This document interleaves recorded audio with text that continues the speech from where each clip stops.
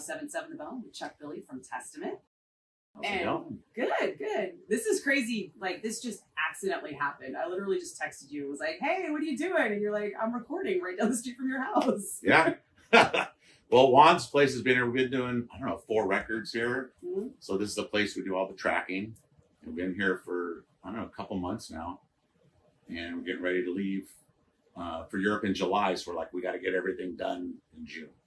So that's our goal, to finish everything this month. You have so much going on. The new album is almost done. Mm-hmm. So, obviously, if you're in here, right, it's down to vocals.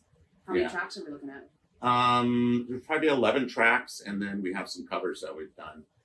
And we actually did a couple re-recordings, a song off the Legacy and a song off the New Order, just to have a newer version, and we re-recorded them.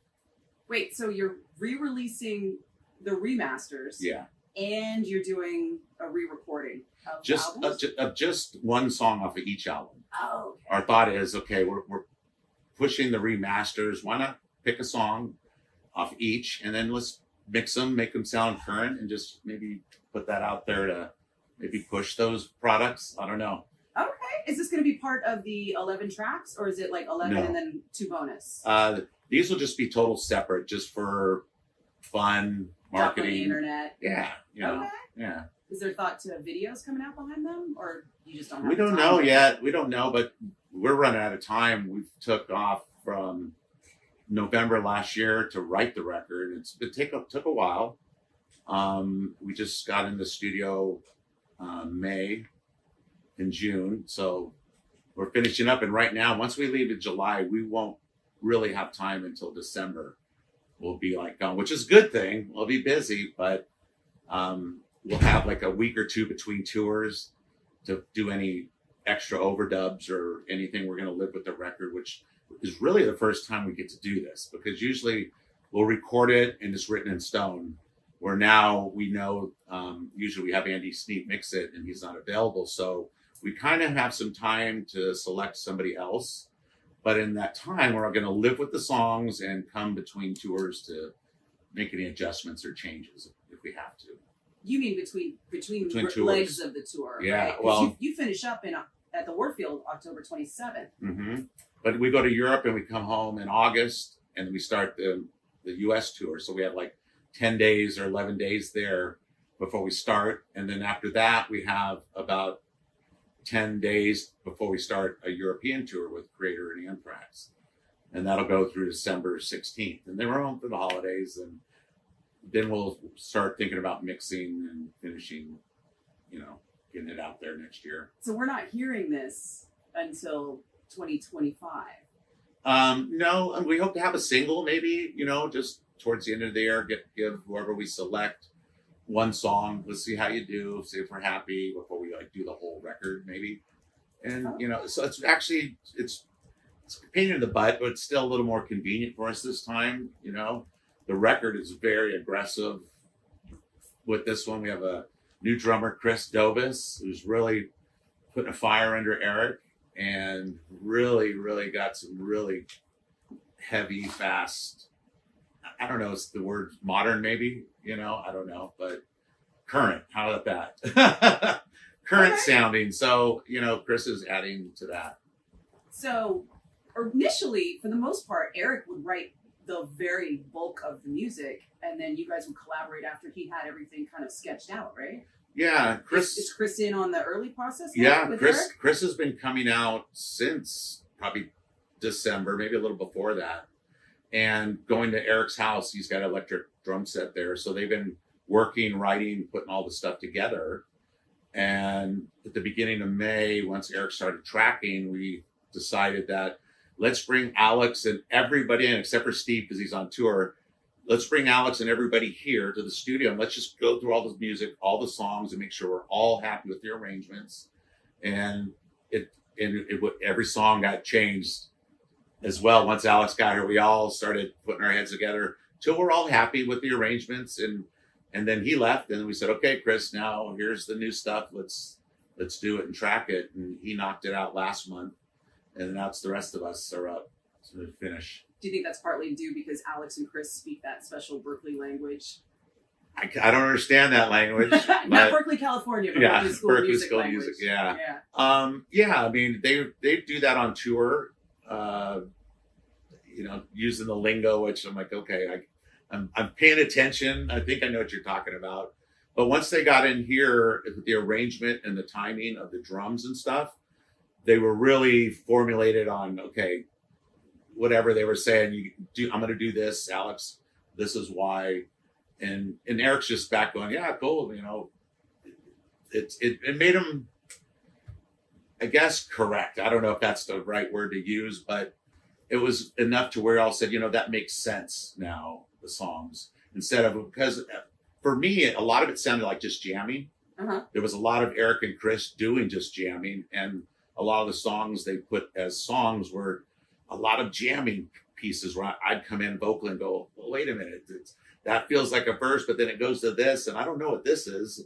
So we're kind of in that stage where that's why we thought, let's get everybody together, because if we do this and then bring it to Alex and he goes, well, maybe why didn't you guys do this? We didn't want to do that. We wanted to make sure, let's decide now or forever hold your peace. It's going to be that for life. So we're being a little more thoughtful on this record. We have the time to do it. So I think it's going to be a killer record.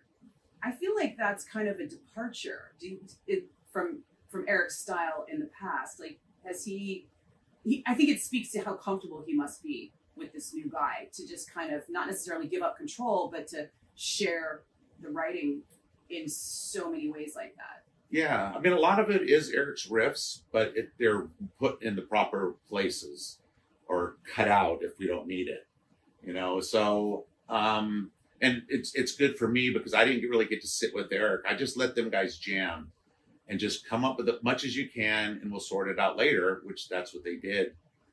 But once, Chris came out, then we knew, okay, it has to change, or we're going to just have the same record, and maybe we wouldn't be happy when it was all done. So I guess Eric, not compromising, but being open to like, okay, let's bring Alex in.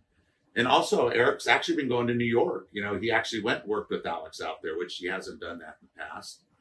And I think having Chris be available, because like Gene or whoever we worked with didn't have the time to come up as much as Chris has. Chris has spent a lot of time here, which has been good, and really pushing Eric to make music. And we're at a point now to where Eric's like, you know what, this has been fun. I think I'm just going to keep bringing Chris on. Let's just keep writing songs. Even after this record's done, let's just keep making songs, which I think is great, because that means we can get a jump on the next record, because we're not spring chickens, Yeah. It's like, let's get it done now while we can. Plus now half the band is on the East Coast and half the band is, or a little over half the band is on the West Coast. Yeah.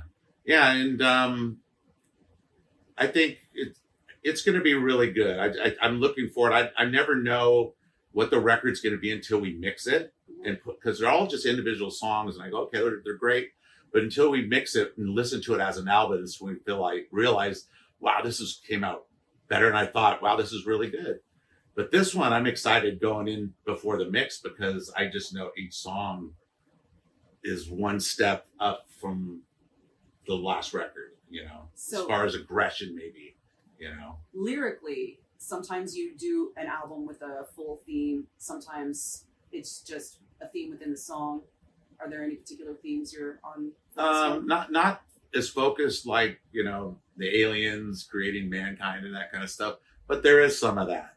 There's a lot of, each song definitely has its own identity, lyrically. And again, we're writing stuff that is real, that happens with the song environment. We're singing about that again. AI, we're singing, stuff about that. That's a big thing. So, I mean, there's always an inspiration, for songs. I think it's a little easier. There's so much going on in our world to write about now. It's a crazy world today. So there's a lot of stuff to talk about. And I like singing about what's real and what's going on instead of some fantasy lyrics, because I think when I sing them, I just, I have more conviction. I believe them a little more, and maybe it's easier for me to remember the lyrics, live. Yeah. Are there any titles that you can share with us? Song titles? I know the album title is still kind of up in the air, but yeah, I mean, there's some. There's a song Havana Syndrome, which is about the Havana Syndrome. People look that up. There's Infanticide AI, which is another song going AI direction. And there's actually a slower song. We haven't done a slower song. I'm not going to say ballad, but I'm going to say a slower song that has a lot of, groove and soul, called Meant to Be. And it's like a classic Testament type, ballad, I guess, if you want to use that word. okay. But we've got a little bit of everything. But again, I think it's really sticking to Testament, having to have some melodic stuff, even though there's some really brutal lyrics and real brutal, more of a death voice. I still put the hook in with more of a melodic hook or something. It's still classic Testament. If you listen, you go, that's Testament, but a little more octane to it.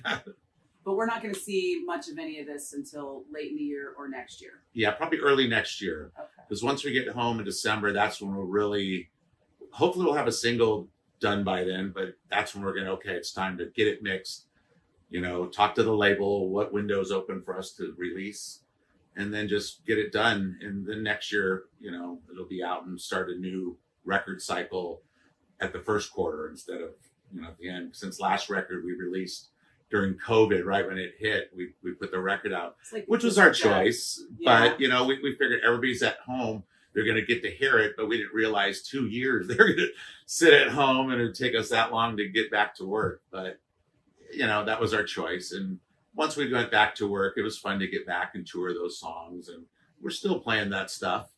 But this next tour, since we are promoting the Legacy New Order, we're doing a Legacy New Order combination set from here through the end of the year, just kind of pushing the record. Well, this is my favorite part because I was there when it kind of happened. I vividly remember hanging out at your older house, the house you used to live in the pool, talking about getting the masters for your first 2 albums because they were somehow lost and you couldn't get a hold of them. Please tell that story. Yeah, I mean, at that time, back in, I think, around 2001, we wanted to remix those records, and we didn't own that yet. So we wanted to mix in Atlantic, didn't want to cooperate, so we decided let's re-record some songs that we like. So we went and did First Strike, Still Deadly, and re-recorded those and kind of put it on the burner that, okay, we're not going to remix these records. Over time, I tried to find those recordings, and Johnny Z had them, and apparently he says he called me and I didn't either respond or I know I didn't say no, but he goes, I threw him out. And I'm like, no way, no. So we're a little upset. And then after 35 years, bands retain the rights back to their music. So the Legacy was coming up on 35 years. And so we're like, okay, well, once we get it, let's remix those. Now that we're going to own them, let's look into that. And so we contacted Alex Perry-Alice, who did the first 2 records in Ithaca. They weren't there. We talked to him. He says, no, I sent them to Johnny. And then one supposedly went to Atlantic. And then we contact Atlantic and they says, no, we can't find them in the vault. And so we're like, oh no. So they're just gone. So I did receive some stuff from Johnny and I looked through it and it happened to be the 1/2-inch master mixes unmastered. So I'm like, okay, well, at least we have the raw stuff. I can go in and remaster these. So that's kind of what sparked it, to go redo these. And then I brought them to Nuclear Blast because all of our stuff is there now. So now I just said, okay, all the Atlantic records, one at a time, as we retain the rights, they're going to you guys. So now that's why we're pushing the Legacy New Order, and we get Practice What You Preach in August, and then Souls of Blakk the next August. And where are those masters? I have those. So we did those records at at Fantasy in Berkeley, and Fantasy shut down. Mm-hmm. And they called me and said, hey, we're shutting down. You want your master tapes? I'm like, of course, I'm coming down. And I knew they were old, so I had to have them all baked and transferred to Pro Tools. So I have them all on hard drives for Pro Tools, which will be nice. We get to remix those. But we listened to those, and it's like they just maybe a little tweak. And those aren't so bad as the first records. Mm-hmm. First records, we didn't know how to make records. We didn't, how to make it sound better. We were just glad holding the record, going, "We got a record! Wow, this is cool!" So. And that's how they kind of pushed people into making records back then, especially in metal. They were like, "Just put the record out; people will buy it. It doesn't matter. They're going to the shows." Exactly, and it's great, and you can't recapture that what we did. But I think sonically we could have made it bigger and better, and sounding current with technology today.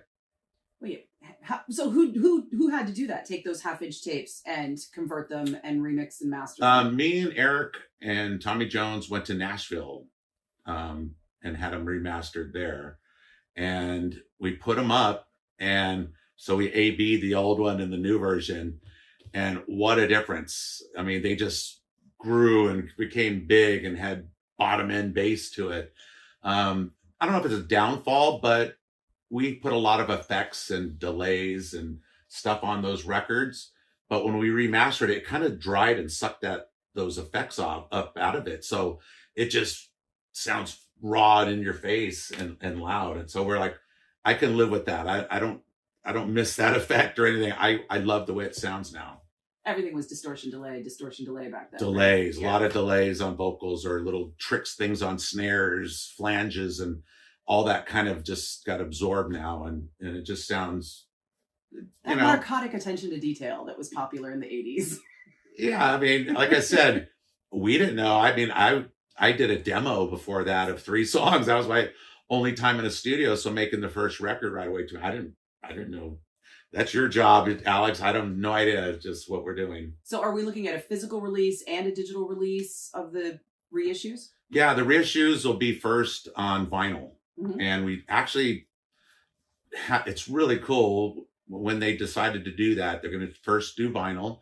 And they asked me and Eric, "Do you guys got any cool pictures or anything you can dig up?" So I said, yeah.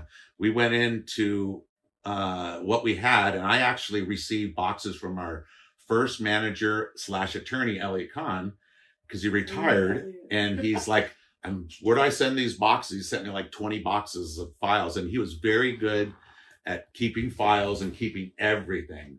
So I got it home, and I never looked through. I just stored them. So I said, I'm going to go look to see what Elliot has. So I started going through that, and he had the original contracts for everything. And I even found a letter that he wrote to Johnny and Marcia saying, "Hey, I got this band Legacy. I'm going to send you a demo.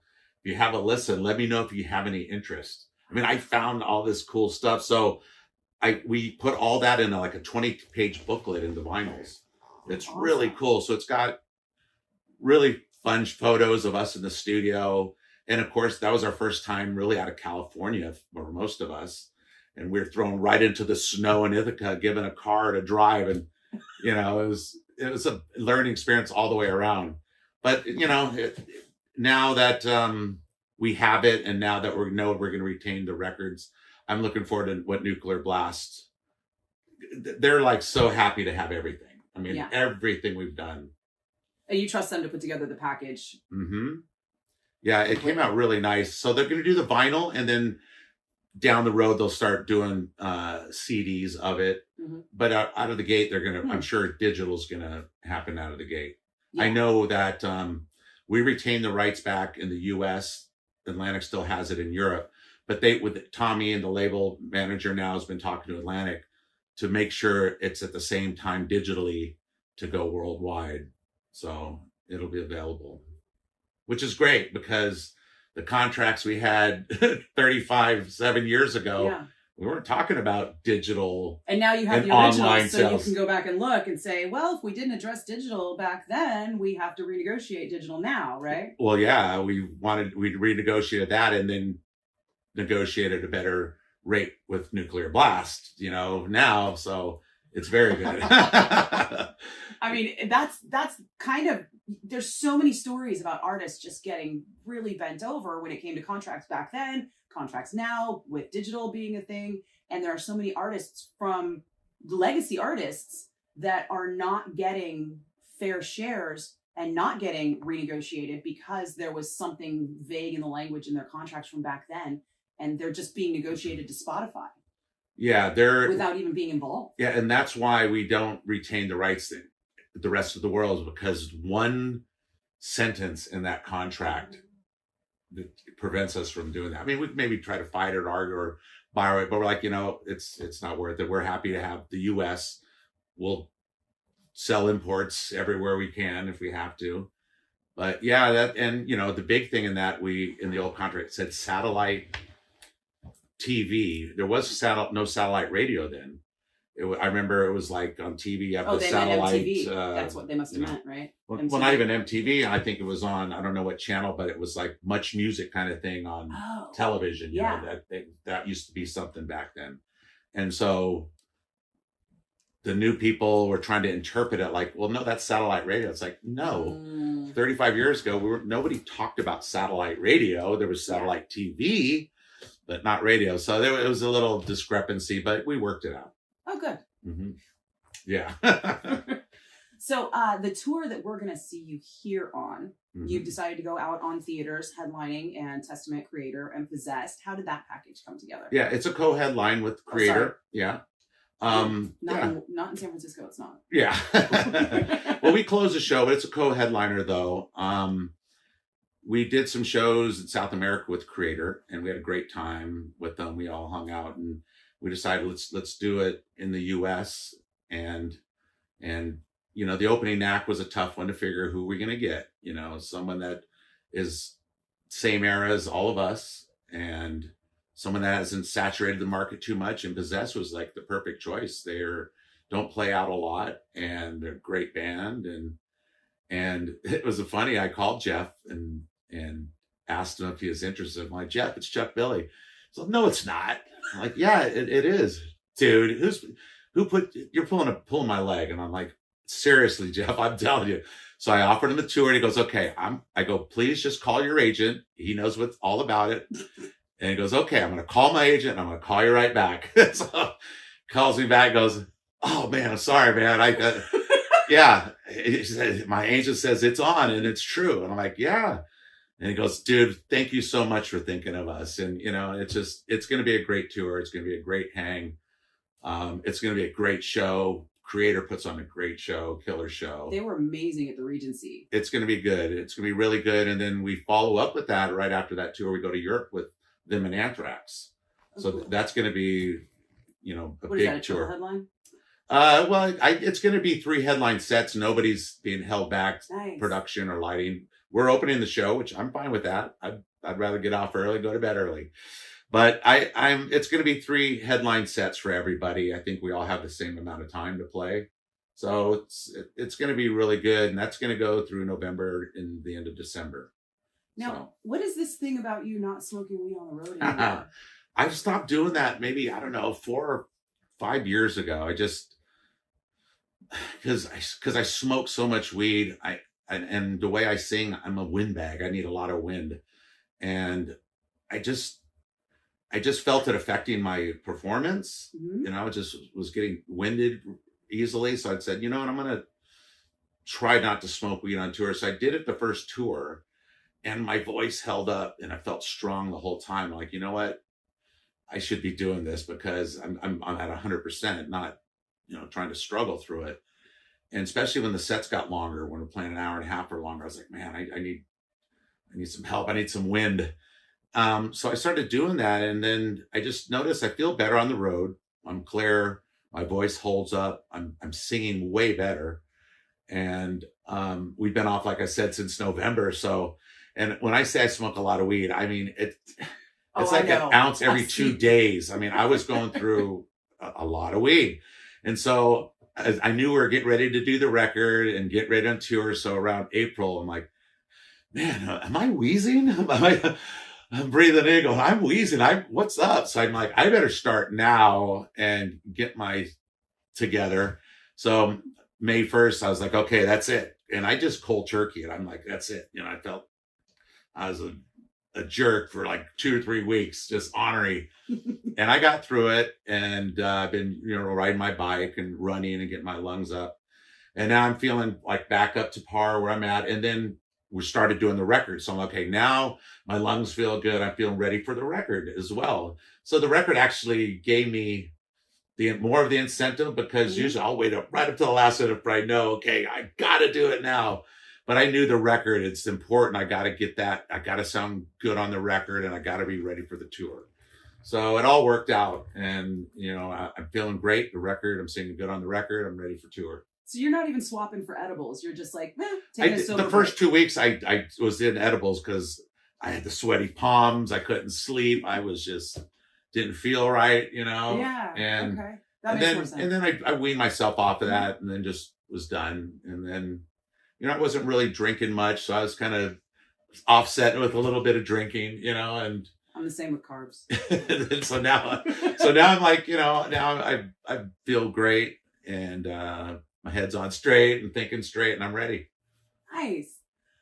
One thing I always love to talk about is how I like to credit you with the resurgence of Bay Area thrash, because when you got sick and we had Thrash of the Titans, bands that had all gotten day jobs got back together. Yeah. And when they got back together, everything happened again. It was like the Bay Area just clicked, and all these people who thought that thrash was over, or that the Bay Area was done, or that they were on to their new lives with wives and kids and houses and jobs, were like, we can still do this. Yeah, and the labels were right behind them, jumping at that, and all the bands, like you mentioned, like the Death Angels, Exodus, and everybody just full steam ahead and making great records. Yeah.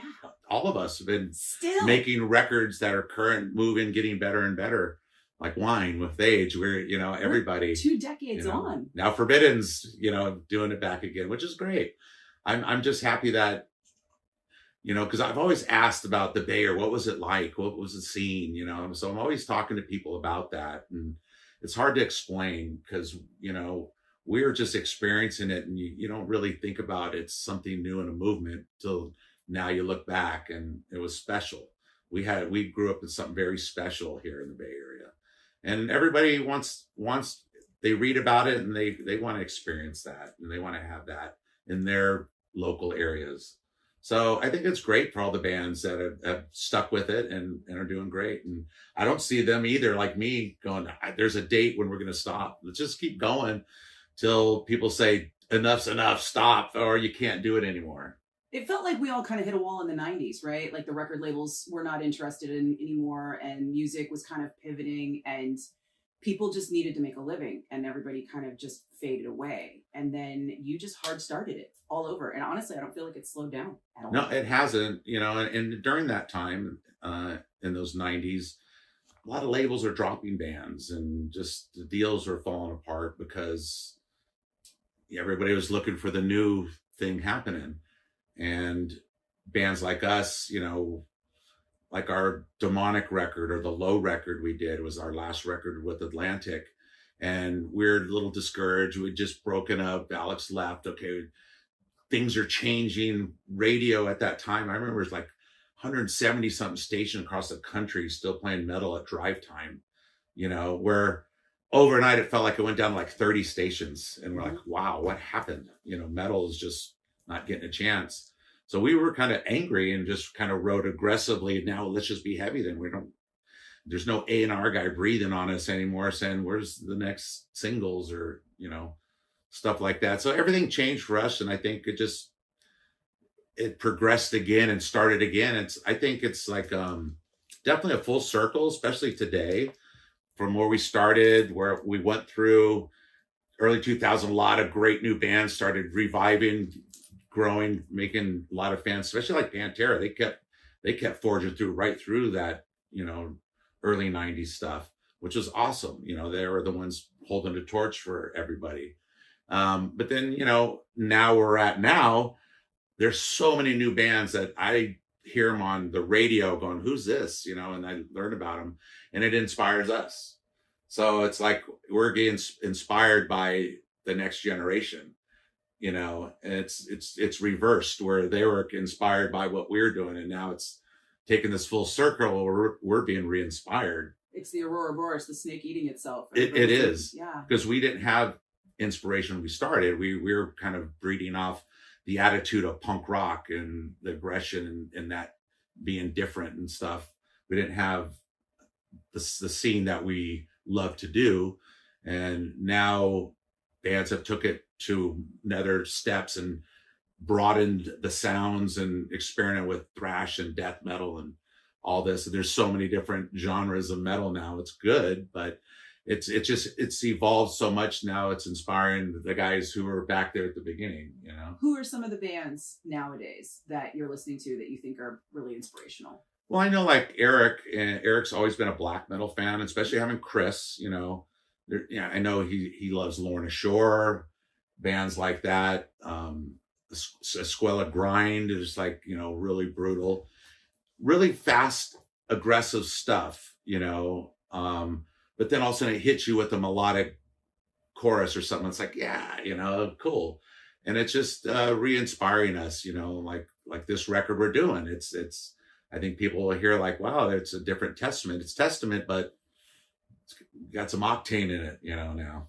It feels like kind of the core theme was thrash, where you had to have your driving beat, then you had to have your really impressive guitar solo, and then you had to have your stop, and then you break down, and then a completely different piece of music that went back into the thrashy bit. Yeah. And now kids have taken that and just really extremely changed the bits and rearranged the songs to where you're like, oh, wait, what? And actually took like a rock sounding music of a band, but put brutal vocals on it, where you're like, whoa, that could sound like, you know, Foghat or Thin Lizzy, but wow, the vocals are heavy, like, you know, Deicide or something, you know, and you're just like, okay, but I get it. I get what they're doing because maybe they love the whole genre, or their parents turned them onto something and they're experimenting, expanding, which I think is great. And again, it inspires us,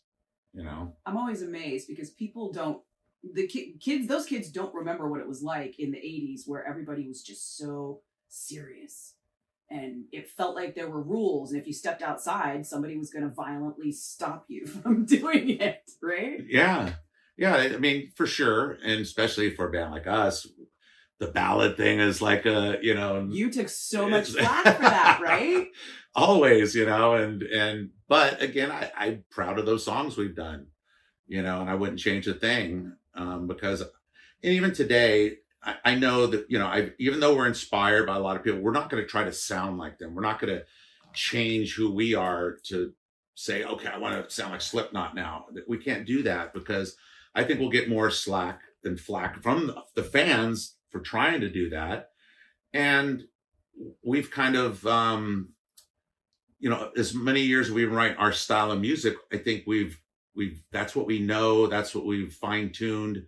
I don't want to say perfected, but that's what we do best. And I don't think if we try to change, it's like, you know, we're going to start here and try to perfect that or get better at that. And I don't think we're going to want to do that. And I don't want fans to kind of say, oh, now they're trying to be this. I don't want that. I want them to just go, okay, that's a Testament record, or put it on and go, I know that's Chuck singing. You know, I recognize that, you know, I'm familiar with it. What do you attribute yours and Eric's relationship having this staying power to? I mean, you guys have been the pillars of Testament for 4 decades now.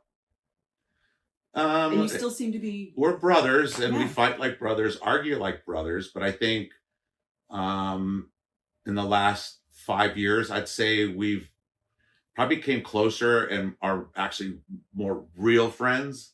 Like, you know, we're probably the best friends with each other.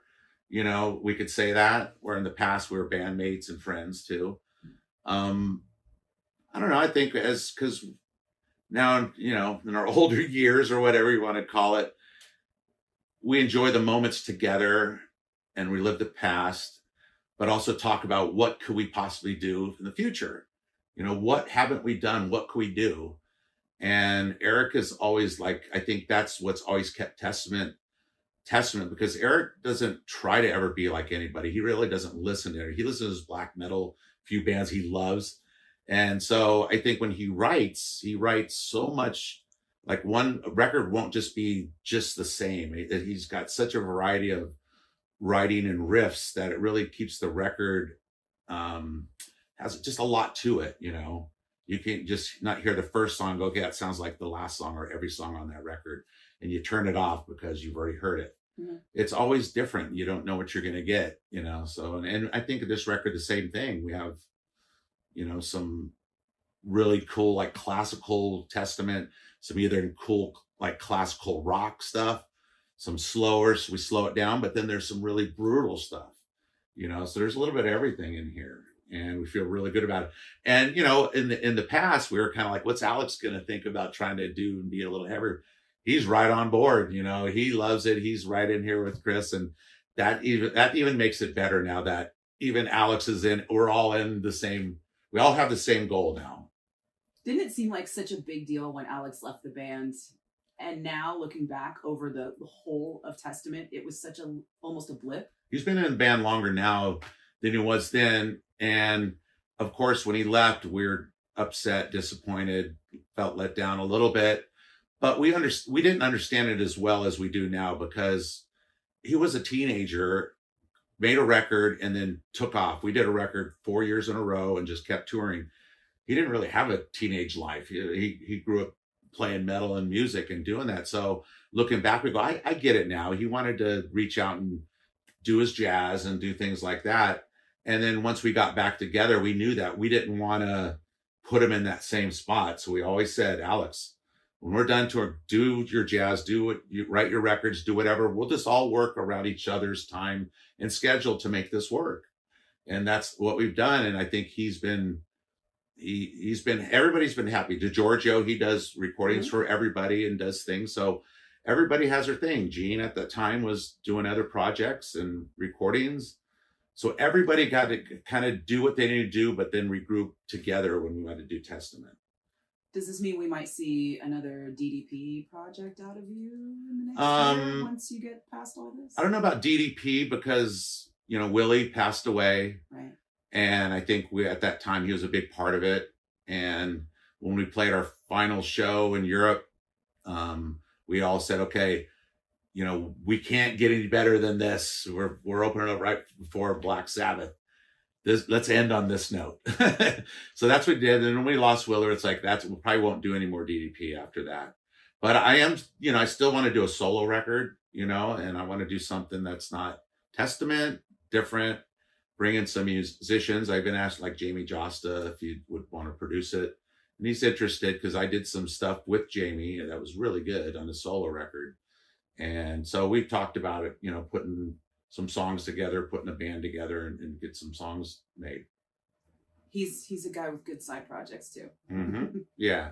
So yeah, we did Milwaukee Metal Fest. So we talked about it then, and he's like, yeah, let's do it. I'm down. I always feel like those festivals are like summits because it's part summer camp and then part everyone gets together and is like, hey, what do you got going on? Hey, what are we doing? And things come out of those that don't happen. People aren't going to just call and be like, hey, let's do a project. But they seem to magically come out of these festivals. Totally. But that in those festivals is where you don't really get to see all your friends in bands unless you're at the festival because, touring, you're only with a couple bands and that's it. Mm-hmm. So that's when you catch up. And that's kind of how the Creator thing happened when we went to South America. We just had a good time hanging out, had a lot of fun, and decided, hey, let's not make this end here. Let's do some more. So that's kind of what spawned the US and the European tour.